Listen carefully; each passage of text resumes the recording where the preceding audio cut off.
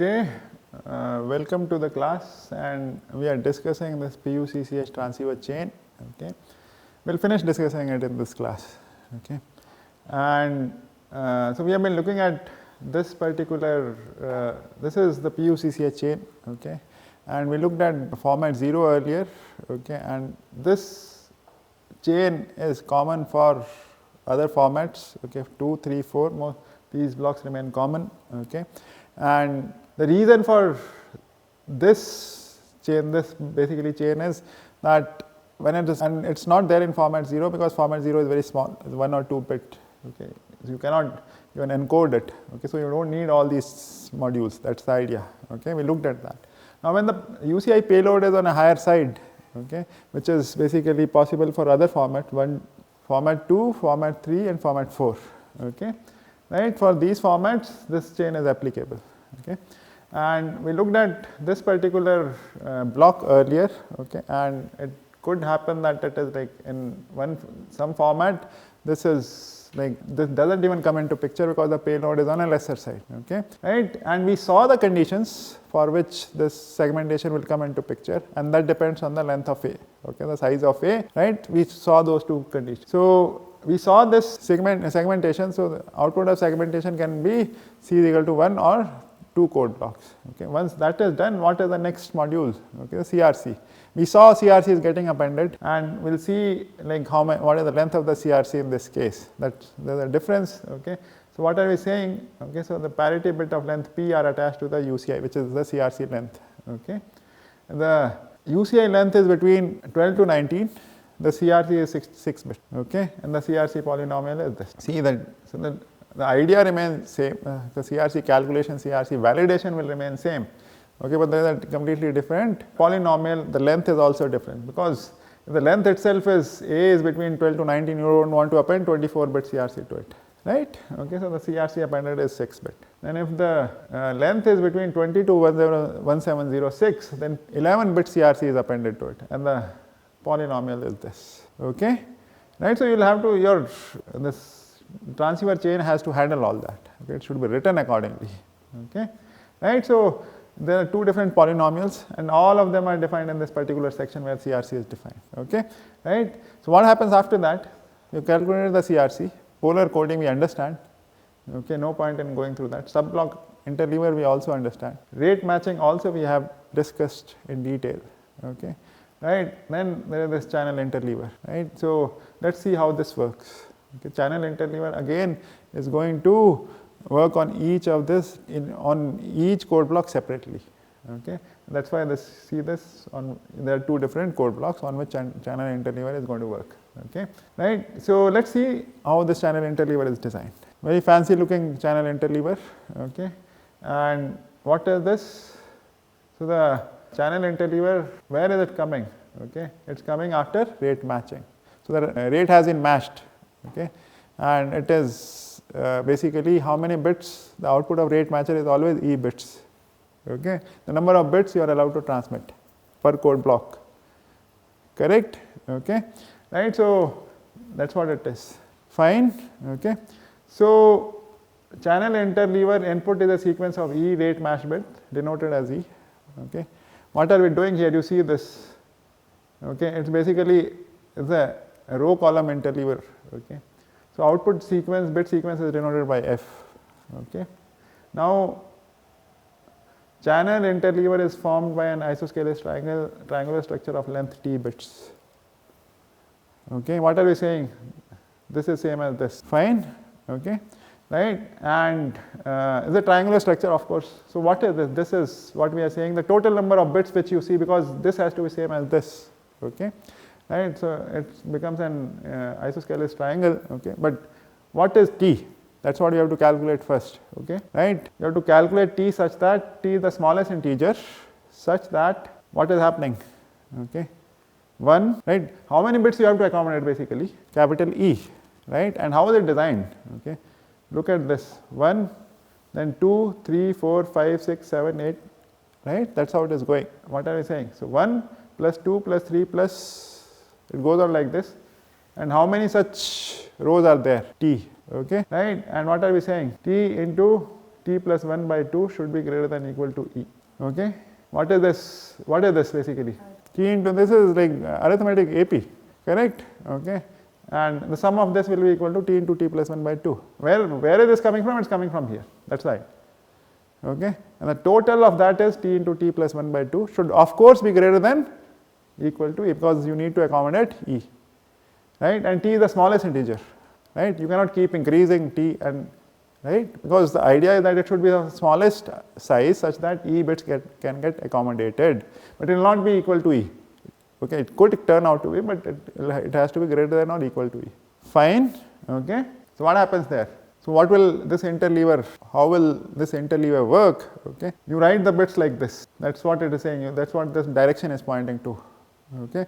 You write the bits like this in this direction. Keep writing it. Okay. Fine. And you see this in each row, it is getting reduced by 1.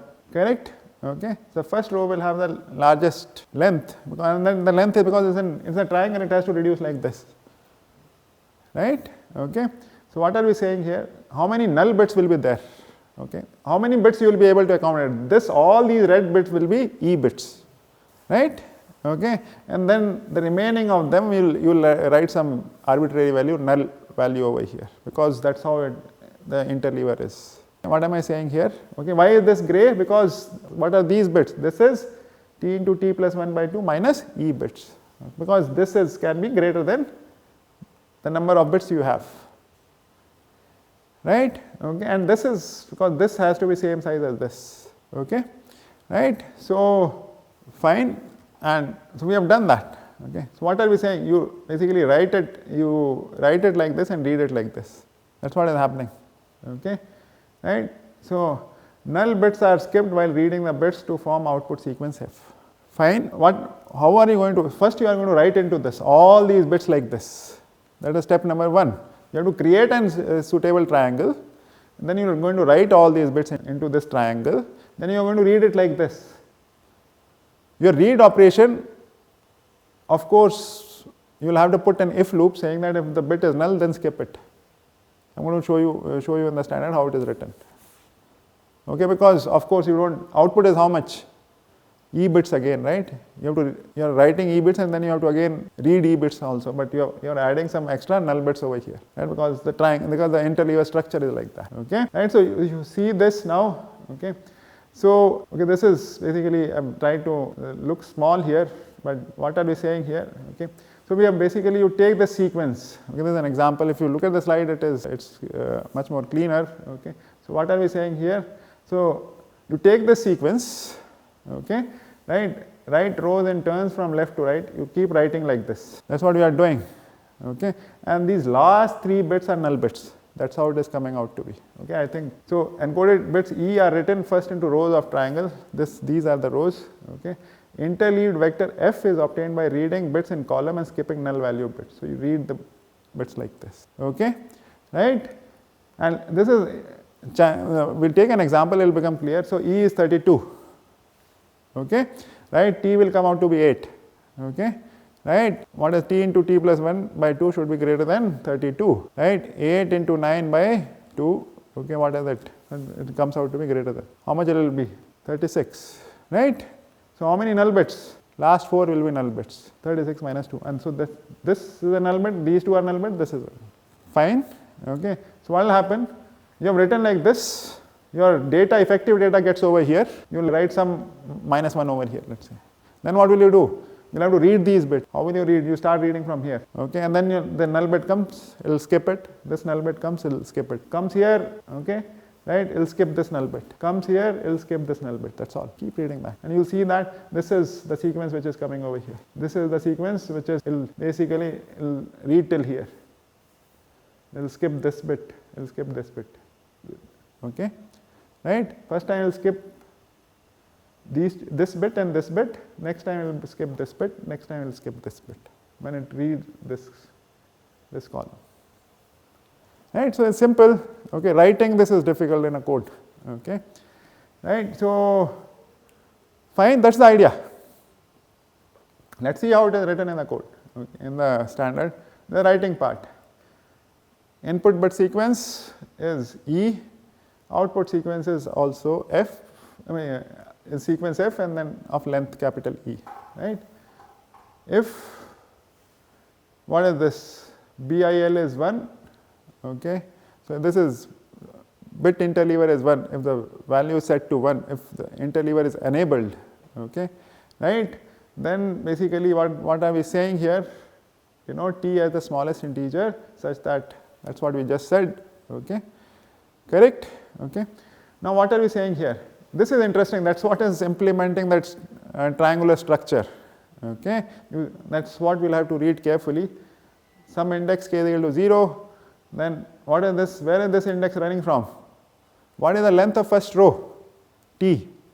So first index will run from 0 to t minus 1, right, okay, correct. And so, right, so the length, the breadth and the base and the height both are of length t, okay. So what is this? So let us say what is happening, so first index, first time I will be 0, so you are basically writing in the first row, okay. So what this j index will run from where? J will run from 0 to t minus 1, so the first row has length t, correct, okay, right, fine. So if k is less than E, of course, okay, then what will happen? You will take the sequence and write into this interleaver, you are writing into the interleaver, okay. So you take this 0th bit, where are you writing? 0th row and the 0th column, correct. Else if k is greater than E, it can also happen, then you write null bit over here, fine, okay, fine. Then this if is over, you increment this k by 1, correct, you go back, okay, this is a read, okay. So k has become, k started from 0, k has become 1, 1 is still less than E, what is happening? E1 gets written in the same row, okay, correct, okay, fine. And how, for when will this, so else write this, else the null, increment k, you come back here, okay, for how long this is going to run? 0 to t minus 1, so you have written t bits in the first row, this counter gets over, right, come out of it, I becomes 1. What will be the length now? It will be 0 to t minus, it gets reduced by 1, right. So you have come to the second row, correct, that is what is the triangular structure, fine. Keep doing the same operation, I becomes 2, gets reduced by 2, right. And that is why finally what will happen here is that then the last row will only have one index, okay, correct. And when will that happen? When I is basically, I is t minus 1, right, because where is I running from? 0 to t minus 1, when I is t minus 1, j is only 0, so that is the last row, correct, okay. And this null bit is coming because if k is greater than E, then you will have to write null bits, fine. So this is, they do not give pictures in the standard and that is how it is specified, okay, right. So this is the writing part, we are still writing. How are we writing? First row t bits, second row t minus 1, go on like this and you finish writing, okay. This is the reading part, okay. And how are you reading? You have to read column wise, correct. Remember that picture, okay. So where are we, k is set to 0, it's basically j is running from 0 to t minus 1, okay. And if I, so I is running from 0 to t minus 1 minus j, okay, right, because you see that even in this side the length will, what is the length of the first column? T. What is the length of second column? T minus 1, right, it is an isosceles triangle, okay. So that is what is happening, same idea, okay, right. And you see this, so you are running from j, okay, I is not sitting outside, j is sitting outside, okay. So that is what is coming over here. If Vijk is not equal to null, you read that bit, okay, right. So what is this? J is 0, I is 0, so that first bit, then after that this index gets incremented, correct, not this, right, because you are reading column wise, okay, right. And the bit will only be read if it is not equal to null, fine, okay, right. So k gets incremented, this is basically, if Vijk is not equal to null, then you read it, increment the index. Okay, if Vijk is, then and for else, what do you do? If this is for this, okay, that's all. So if Vijk is not equal to null, then you read it, that's all. Now what is this else for? This for I is equal to E 0. If this doesn't get, if IPL is 0, then there is no interleaving. So there are formats in which interleaving is not done, okay, right? So that it takes care of that. Fine, okay, is okay, right? What we are saying here. So this is the right part. This is when the interleaving is not enabled, okay. So this one was read, this one was write, okay, that's all, okay. So then we have understood this channel interleaver part, okay. What is left after this is, let's discuss that, concatenation. So the number of transmit bits G can be even and odd, okay, right. So 0 is appended at the end of concatenated code block if G is odd, okay. So you concatenate them, okay, concatenate these code blocks and then add one extra bit, okay, if G is even or odd, okay. That's all, okay, right. So what are we saying? So we have understood this channel interleaver, the code block concatenation part. So basically append these two, take these two channel interleaved code blocks and then append them, and if this condition is met, add one extra 0, okay. Now, so you have generated this, okay, you have modulated it, then you need to map it onto the two-dimensional grid, okay, right, and that's what is happening over here. So these are multiple resource blocks, you basically map them over there. So what are the red ones? Red ones are the pilot signal. There is no basically core set kind of control resource set defined over here, okay. You simply map them onto the PRBs, that's all, okay. That's what we are showing over here, okay. So the mapping part is very easy, unlike the core set which is defined for the downlink. And why was core set defined? Because of the blind decoding, right, okay. There is no such need of blind decoding over here, so it's simple mapping, okay, right. So the red ones what I am showing you here is basically the pilot signals, okay, and you map them over depending on how many resources are allocated to this UE, you map them over multiple resource blocks, okay, right. And what am I showing you here is that this is one PRB, okay, right, and what these green ones are basically the pilot signals which are shown in red over here. These are the pilot signals over here, okay. What are we saying over here? Okay. So each PRB can have a different pilot overhead, okay.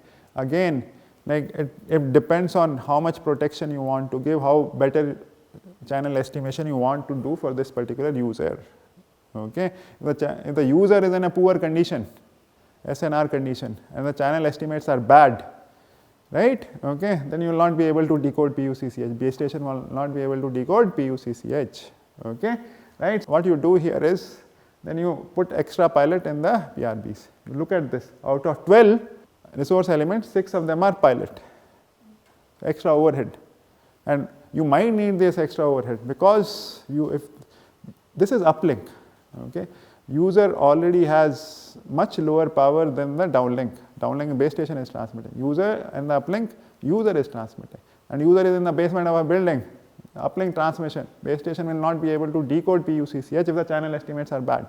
We insert extra pilots, and so this is pilot density is reducing. This is 1/2 overhead. What does it mean? Half of them are pilot, here 1/3 of them are pilot, here 1/4 of them are pilot. You can define, standard has given the option of defining it, okay, right. So generated the data, then depending on how many pilots you want to send for this user, you can have this different kind of overhead in each PRB, okay.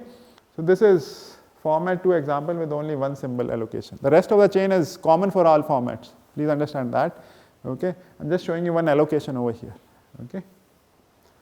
And you see this format, PUCCH format 2 is transmitted at the end of the slot, that's where I'm, okay. And so what is happening here? So PDCCH came here, this is one slot, okay. Then PDSCH came here. If it is UILC data, you can basically acknowledge that in the, or you can send some extra information over here itself in the same slot, right, so that it can enable fast feedback. If the base station has asked for fast feedback, so it will be able to send the fast feedback. Let's say the user is moving fast, just for an example, okay, right? So the MCS will keep changing, okay, and then the base station will ask for a faster feedback in the same slot itself where its data has come. PDSCH data has come, so typically this format 2 is located at the end of the slot. Okay, so there is a reason for doing this, wherein like fast feedback can be enabled. Okay, there can be multiple reasons. So we'll summarize this. Okay, and so this is one mapping. Okay, some extra information about PUCCH, and what is that extra information? Okay, now this PUCCH is transmitted when PUSCH is not being transmitted. What are we saying here? Okay, please understand this. Okay, so what is the meaning of this? When PUSCH is not being transmitted, okay, when user does not have uplink data to transmit, then only PUCCH is transmitted. Okay, which essentially means that user has nothing to transmit in the uplink, but base station has asked for the control information from the user. So user will use this PUCCH chain to send its control information. Okay, right? Now, if user is transmitting data on PUSCH, basically is transmitting uplink data, right? Then there is no separate PUCCH chain. Please understand that.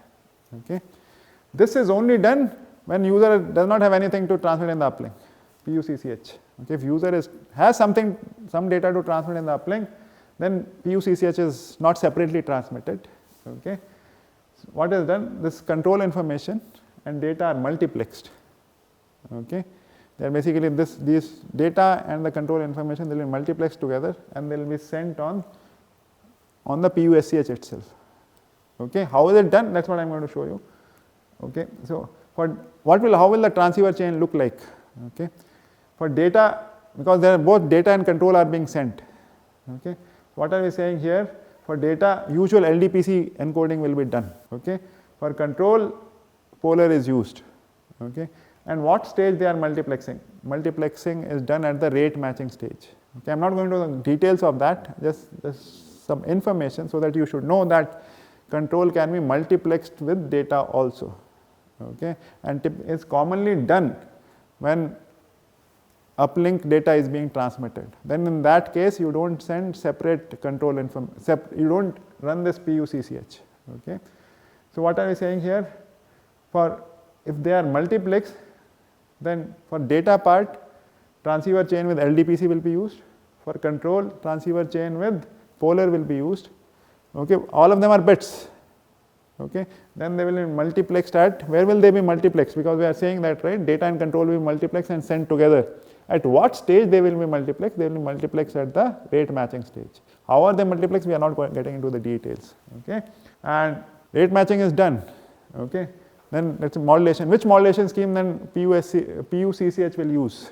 It will use the same modulation which is used by the PUSCH chain, and PUSCH chain can run 4 QAM, 16 QAM, 64 QAM also. Okay, so in that case, you will see that the control information will use a higher modulation scheme, and that's the one thing which I pointed out in the beginning when we started discussing that.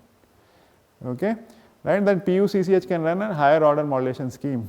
Okay, and when will it use it? When control and data are multiplexed with each other, and it will use the same modulation scheme. The control chain will use the same modulation scheme as being used by the PUSCH chain.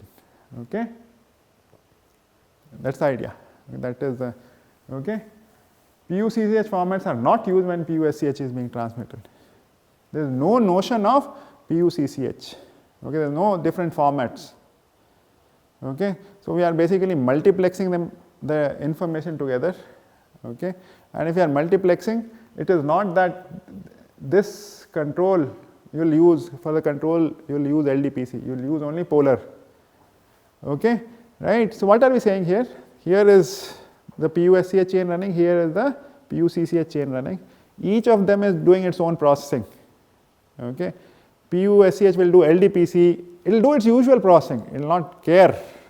Okay, and then PUCCH is also doing its own processing, polar encoding, CRC polar encoding. Okay, right.